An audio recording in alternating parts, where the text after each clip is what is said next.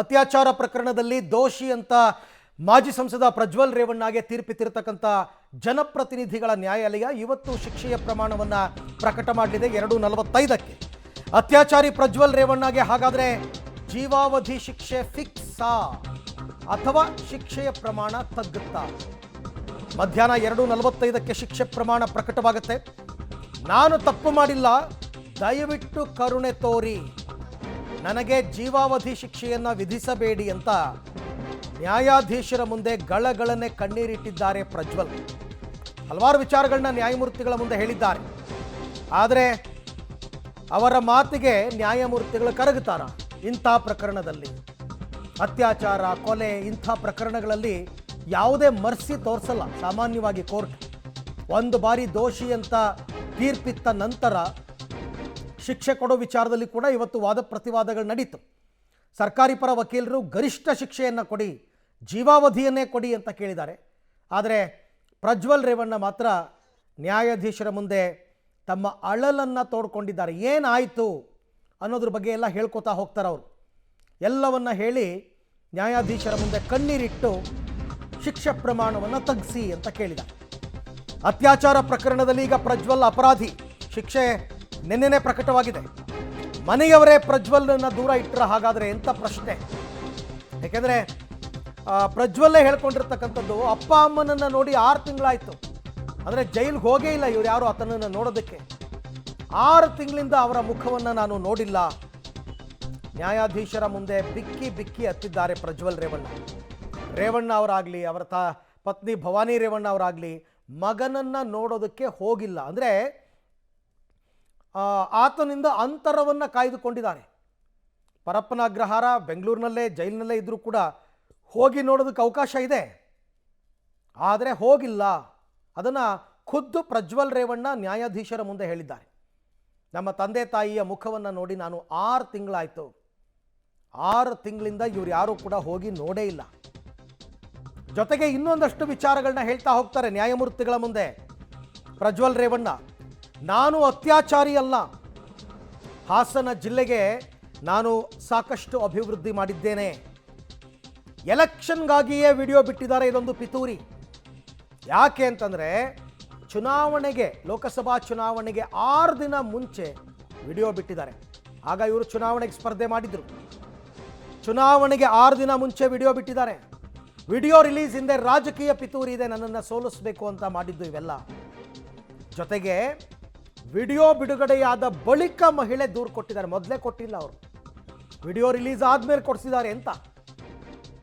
ಈ ರಾಜಕೀಯ ದುರುದ್ದೇಶಕ್ಕೆ ನಾನು ಬಲಿಯಾಗಿದ್ದೇನೆ ಅಂತ ನ್ಯಾಯಮೂರ್ತಿಗಳ ಮುಂದೆ ಪ್ರಜ್ವಲ್ ಹೇಳ್ಕೊಂಡಿರೋದು. ನನ್ನ ಕುಟುಂಬ ಟಾರ್ಗೆಟ್ ಮಾಡಿದ್ದಾರೆ, ನಾನೊಬ್ಬನೇ ಅಲ್ಲ, ನನ್ನ ಇಡೀ ಕುಟುಂಬವನ್ನು ಟಾರ್ಗೆಟ್ ಮಾಡಿದ್ದಾರೆ.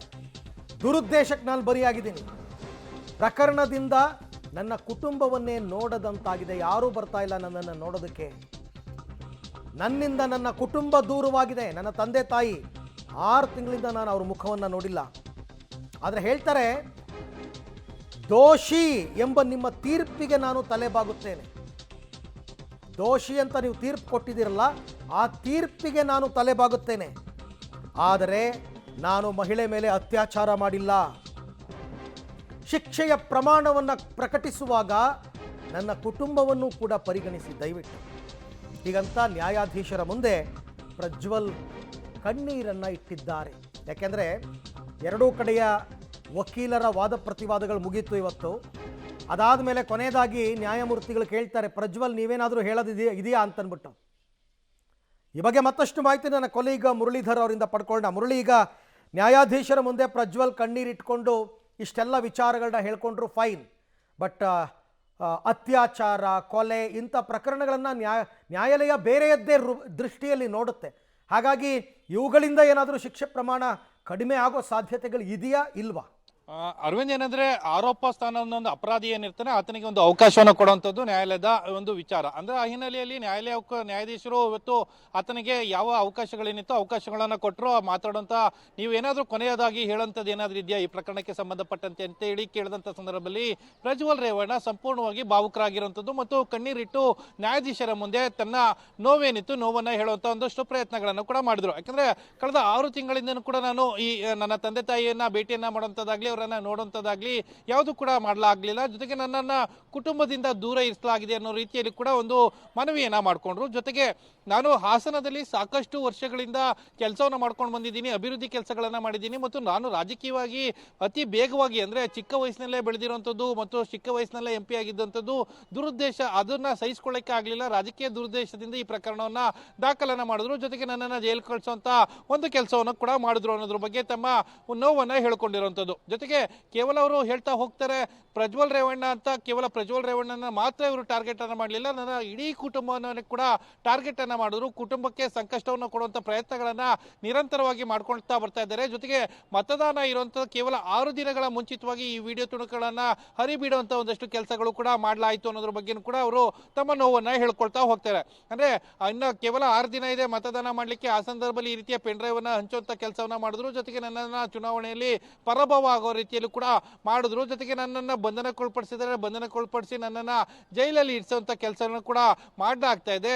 ನನ್ನನ್ನ ಕುಟುಂಬದಿಂದ ದೂರ ಇಡುವಂತ ಕೆಲಸ, ಜೊತೆಗೆ ನನ್ನ ಕುಟುಂಬವನ್ನು ಟಾರ್ಗೆಟ್ ಮಾಡುವಂತ ಕೆಲಸ ಇವೆಲ್ಲನೂ ಕೂಡ ಮಾಡ್ತಾ ಇದ್ದಾರೆ. ಜೊತೆಗೆ ನಾನು ಕಾಲೇಜ್ನಲ್ಲಿಂದನೂ ಕೂಡ ಮೆರಿಟ್ ವಿದ್ಯಾರ್ಥಿ, ಮೆರಿಟ್ ಅನ್ನ ಪಡ್ಕೊಂಡು ಬಂದದ್ದವನು ಮತ್ತು ಹಾಸನ ಜಿಲ್ಲೆಗೆ ಏನೇನು ಕೆಲಸ ಬೇಕು ಆ ಕೆಲಸವನ್ನು ಕೂಡ ಮಾಡಿದ್ದೀನಿ, ನಾನು ರೂಲನ್ನು ಮಾಡಿದ್ದೀನಿ, ಅಂತ್ಯವನು ಅತ್ಯಾಚಾರವನ್ನು ಮಾಡ್ತೀನಿ ಅಂತ ಹೇಳಿದ್ರೆ ಯಾರು ಕೂಡ ನಂಬಲಿಕ್ಕೆ ಸಾಧ್ಯ ಇಲ್ಲ ಅನ್ನೋ ವಿಚಾರವನ್ನು ಕೂಡ ನ್ಯಾಯಾಧೀಶರ ಮುಂದೆ ತರುವಂತ ಪ್ರಯತ್ನಗಳನ್ನ ಮಾಡ್ತಾರೆ.